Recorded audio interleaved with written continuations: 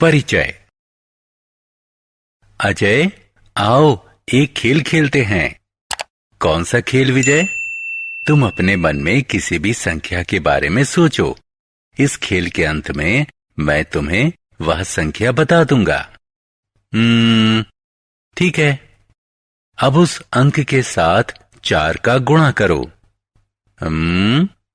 ठीक है, कर लिया। अब गुणनफल के साथ 5 जोड़ो। ठीक है, कर लिया। अब बताओ क्या परिणाम मिला? 65। अब मैं तुम्हें वह संख्या बताता हूं जो तुमने पहले सोची थी। क्या वह संख्या 15 है? वाह विजय, ये तुमने कैसे जाना? अजय, मैंने सरल समीकरण के उपयोग से ऐसा किया है। मैं भी यह जानना चाहता हूं। आओ मैं तुम्हें सरल समीकरणों के बारे में बताता हूं।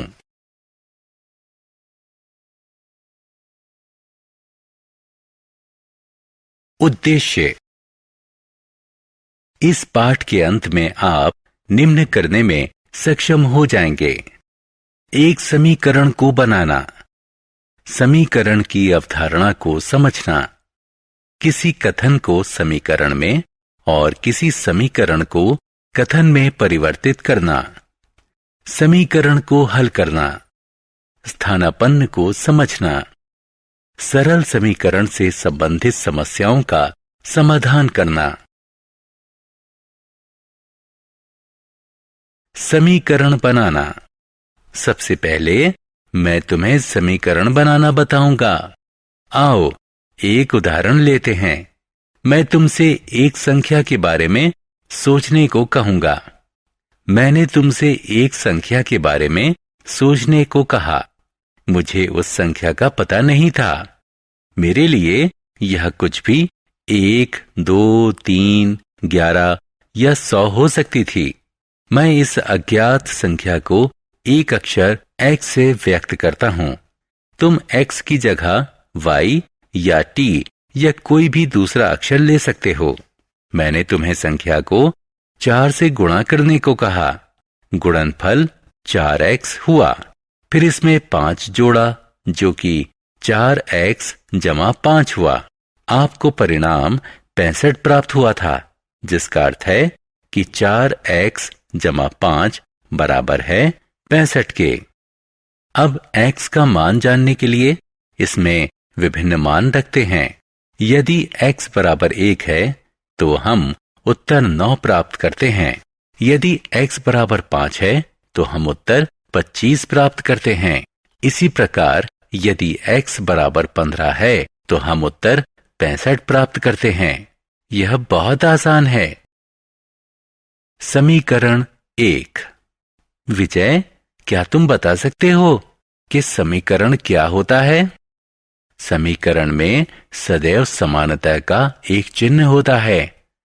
समता के चिन्ह से पता चलता है बाईं ओर के व्यंजक का मान चिन्ह के दाईं ओर के व्यंजक के मान के बराबर है। यदि दाईं ओर बाईं ओर के व्यंजक का मान परस्पर बदल दिया जाए तो भी समीकरण समान रहता है। अब मैं तुम्हें एक कथन दूंगा। तुम्हें इसे समीकरण में बदलना होगा। क्या तुम तैयार हो? हाँ, 3 बार x और 11 का योग 32 है। 3 बार x हुआ 3x। 3x और 11 का योग होगा 3x जमा 11 योग हुआ 32। तो समीकरण 3x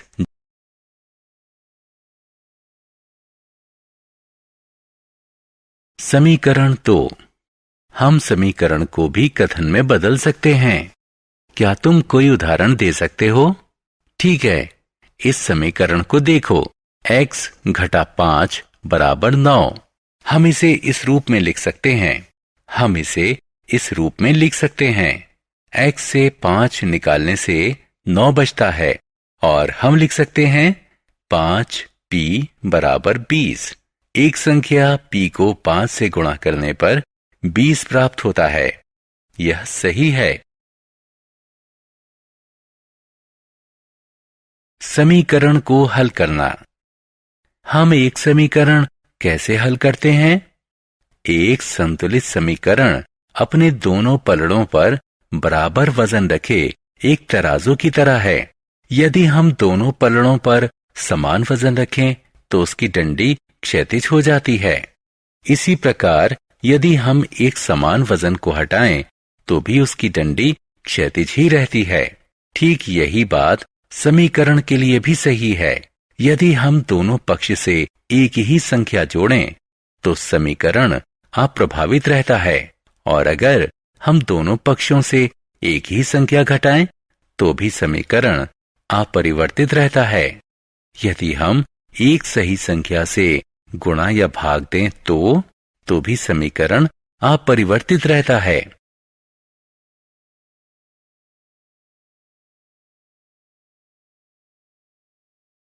उदाहरण। आओ एक समीकरण लेते हैं।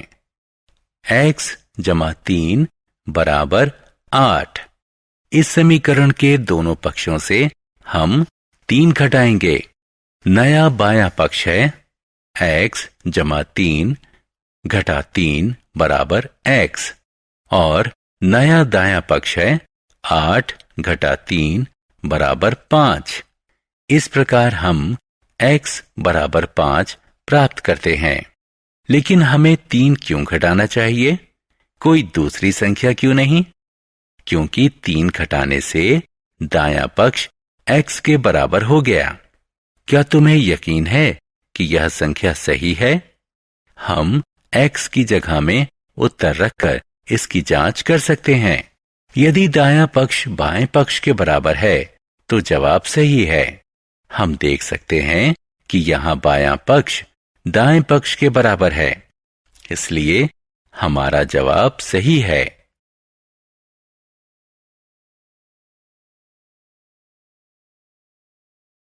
पृष्ठ, फलक और शीर्ष। अब इस समीकरण को लें। 5y बराबर 35। सिर्फ y पाने के लिए हम दोनों पक्षों में 5 से भाग देंगे। अतः बायां पक्ष y के बराबर है और दायां पक्ष 7 के बराबर है। अतः हमें उत्तर के रूप में 7 प्राप्त हुआ। उदाहरण। अजय, क्या तुम इस समीकरण को हल कर सकते हो? हाँ, बाएं हाथ में p प्राप्त करने के लिए हम दोनों पक्षों में 5 जोड़ देंगे। हम पाते हैं कि 12p बराबर है 30 के। अब 12 से दोनों पक्षों को विभाजित करते हैं। उत्तर मिला p बराबर 5/2। बहुत अच्छा। क्या तुम जानते हो कि हम इन प्रश्नों को स्थानापन्न से भी हल कर सकते हैं? स्थानापन्न क्या है? आओ मैं तुम्हें समझाऊंगा।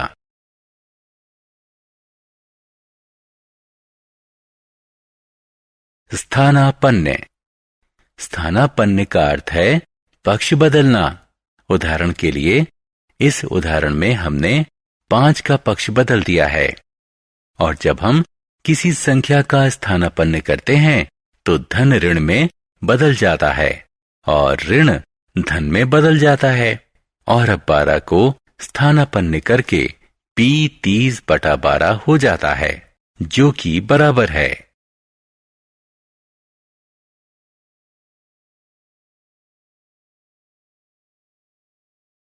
वास्तविक जीवन से उदाहरण।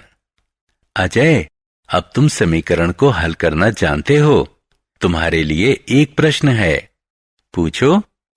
राजू के पिता की उम्र राजू की उम्र के 3 गुना से 5 साल ज्यादा है। राजू के पिता की उम्र 44 साल है, तो राजू की उम्र पता लगाओ।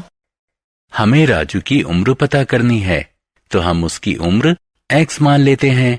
अब राजू की उम्र के 3 गुना से 5 ज्यादा 3x जमा 5, जो 44 के बराबर है। अब हम इस समीकरण को हल करेंगे।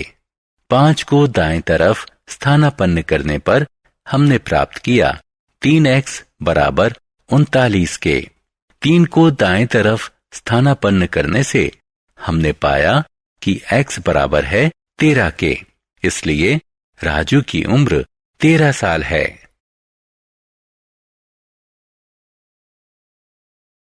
सारांश। आइए हमने जो कुछ सीखा है उसे संक्षेप में दोहराएं। एक समीकरण चर पर एक प्रतिबंध होता है। प्रतिबंध यह है कि दोनों व्यंजकों के मान बराबर होने चाहिए। यदि दाएं पक्ष के व्यंजक और बाएं पक्ष के व्यंजक को परस्पर बदल दिया जाए तो समीकरण समान ही रहता है। संतुलित समीकरण की स्थिति में दोनों पक्षों में एक ही संख्या जोड़ने या दोनों पक्षों से एक ही संख्या घटाना या एक ही संख्या के द्वारा दोनों पक्षों में गुणा करना या एक ही संख्या से दोनों पक्षों को विभाजित करने पर समीकरण का संतुलन अप्रभावित रहता है, यानी बाएं पक्ष का मान दाएं पक्ष के मान के बराबर रहता है। स्थानापन्न का अर्थ है एक पक्ष से दूसरे पक्ष में ले जाना। जब आप एक संख्या को एक पक्ष से दूसरे पक्ष में ले जाते हैं तो उसका चिन्ह बदल जाता है।